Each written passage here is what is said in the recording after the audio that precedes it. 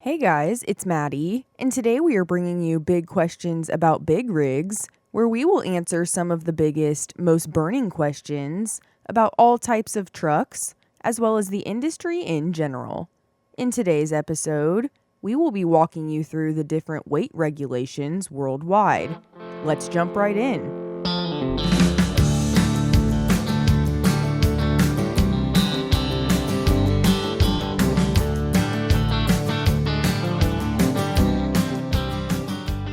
Trucks are responsible for moving more than 70% of goods transported all around the globe.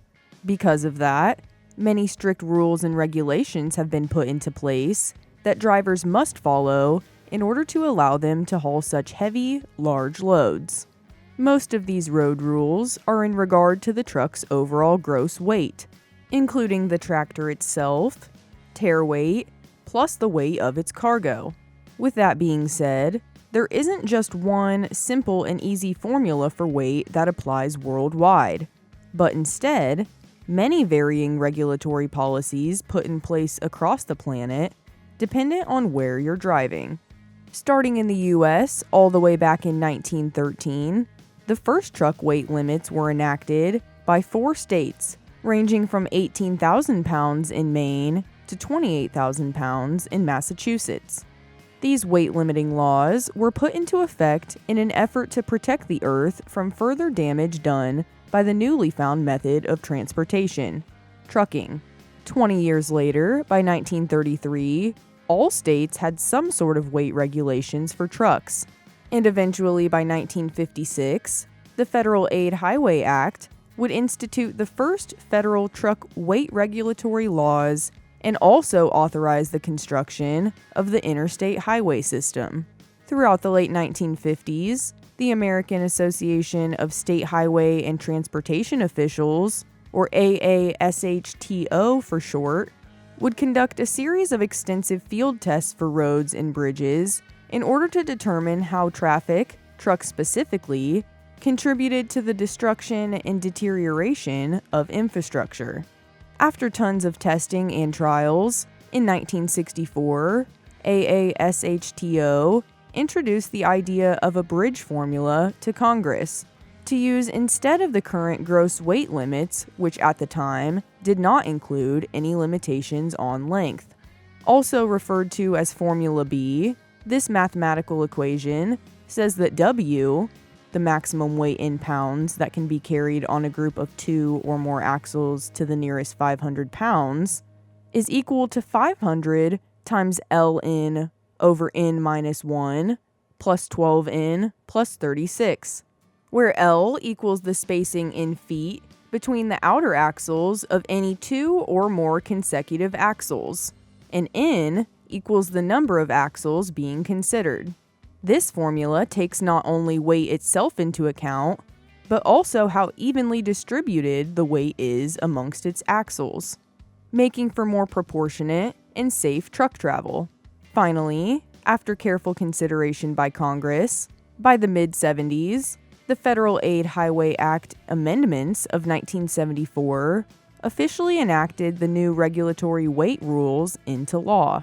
Although this new law lent a hand to help drivers determine how large and long their load should be, these regulations tend to be a bit binding and far too detailed for drivers to do on a daily basis. Because of this, as a general rule, gross weight for 40-foot equipment should be less than 80,000 pounds and less than 68,000 pounds for 20-foot equipment in the US. However, with that being said, the United States are split into 2 separate sections, designated as Zone A and Zone B. Within these respective zones, the weight limits are as follows.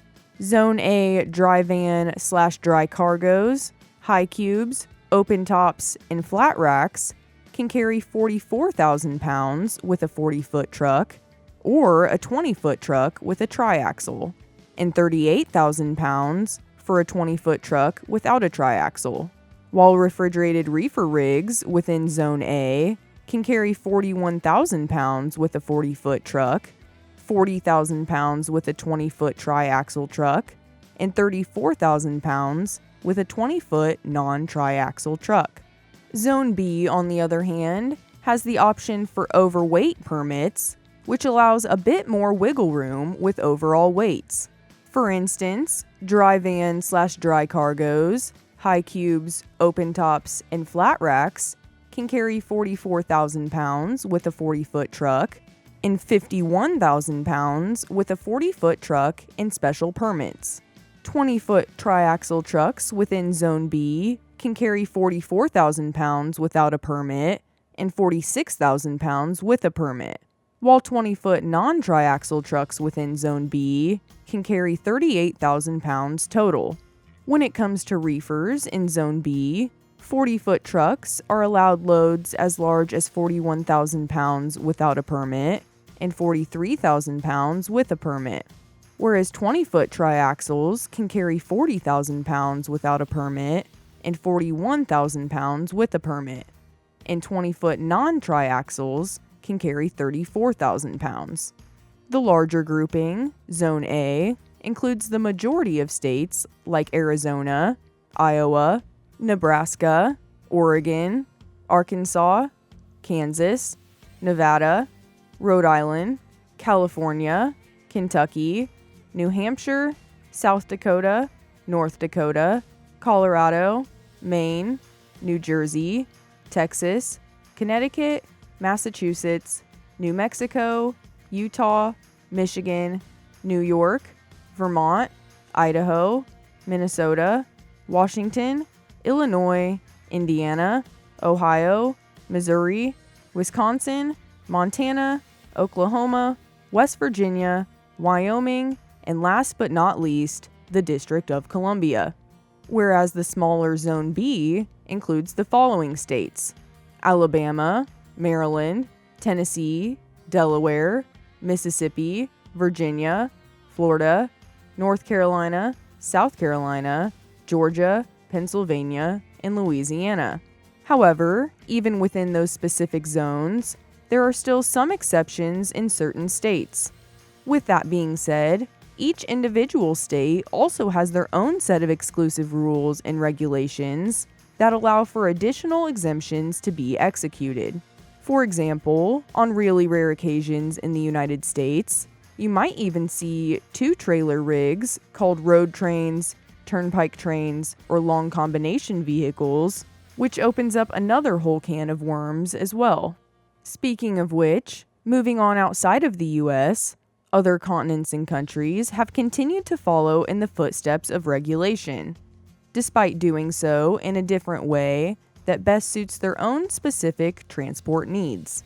For instance, in Australia, the above-mentioned road train rigs are among the most popular methods of transport. In fact, Australia is known for having the longest and heaviest legal road trains in the whole world, with weights of up to 200 tons hauled across some of the harshest environments on Earth. For more information regarding Australian trucks and their regulations, please check out our What's Up Down Under Big Questions About Big Rigs video located on our channel. Continuing on over into our neighboring country of Canada, we have perhaps some of the most restrictive weight regulations in regards to trucking. This is due to the extreme winter weather experienced in these areas, causing even more cautions to be taken while driving a big truck. Depending on what time of year you're driving, different weight regulation laws apply. For instance, during the so-called spring thaw that takes place from March 15th to May 15th, dry van/dry cargos, high cubes, open tops, and flat racks can carry 48,000 pounds for a 20-foot truck and 55,000 pounds for a 40-foot truck, while refrigerated reefers can carry 44,000 pounds for a 20-foot truck and 53,000 pounds for a 40-foot truck. With that being said, alternative weight regulations are put into place for the remainder of the year, with dry van/dry cargos, high cubes, open tops, and flat racks carrying 45,000 pounds for a 20-foot truck and 43,000 pounds for a 40-foot truck, and reefer rigs carrying 41,000 pounds for a 20-foot truck and 38,000 pounds for a 40-foot truck. Making our way into Mexico, loads of up to 176,000 pounds and lengths of over 100 feet are currently allowed. With that being said, more recently, the Mexican government has made their rules and regulations far more restrictive, with several proposals to reduce the weights required and also further restrict Mexico's already limited amount of road trains. Bouncing back down to the South American country of Brazil, trucks with 6 axles can carry up to 31 tons, and anything over 31 tons requires a specialty truck with an additional 7th axle. Skipping into the Central American country of El Salvador, both 20-foot and 40-foot trucks can carry a maximum of 21.5 tons, including tear, and anything over this amount will result in penalties and customs port delays. Across the ocean in India, 20-foot and 40-foot trucks can both haul up to 23 tons, including tear. Also, just across the way in Japan, both 20 and 40-foot trucks cannot carry more than 30.4 tons maximum, and only under the condition that a tri-axle chassis be used. In the country of Korea, however, things start to get a little bit more complicated. For the northern port area, there is no limit whatsoever. However, typical local transport rules are as follows: no more than 18 tons for 20-foot trucks, and no more than 23.5 tons for 40-foot trucks. Taking a trip over to Taiwan, all trucks, regardless of whether they're 20 or 40 feet, cannot exceed more than 29 tons in gross weight. As we enter into Europe, we will find a wide variety of weight rules, all varying slightly from country to country. In Finland, Sweden, Germany, the Netherlands, Denmark, and some specific parts of Norway, trucks with their trailers are allowed to be approximately 82.8 feet long and can carry loads as large as 90 tons. However, for most parts in Europe, laws limit truck transport to loads no larger than 40 tons for 20-foot trucks and 44 tons for 40-foot trucks. Also, in Russia, most of the time both 20 and 40-foot freight haulers cannot exceed 18 tons in cargo weight. However, there is an exception to these rules during one whole month of the year from March 25th to April 25th, where 20-foot trucks cannot exceed 9 tons in cargo weight, and 40-foot trucks cannot exceed 7 tons in cargo weight. Although trucking weight regulations tend to vary depending on where you're driving, there is no doubt about the safety impact of these rules when it comes to the industry. Despite the fact that truck drivers themselves might not be crazy about all the latest laws and legislation, at the end of the day, the safety of the trucker and the rest of the drivers out on the road is the key component to keeping our transportation system on track. After all, imagine what our world would look like without trucks and their drivers delivering each and every item safely to its destination. Thank you guys so much for watching our Big Questions About Big Rigs series. Before you leave, make sure you like the video, check out the other videos on our channel, and subscribe. We have finally reached our goal of almost 40K subscribers, so thank you all so much for your support for the show. Next stop, 50K. If you have any questions, comments, concerns, or anything else you'd like to talk to us about, please be sure to tune in to our live podcast, The Chrome Corner, Wednesdays at 12 p.m. noon Eastern Standard Time, and discuss all things Chrome with our host, Dave Coleman. If you'd like to stay up to date with the new projects we have coming, please follow us at Jack's Chrome Show on Facebook, Twitter, and Instagram.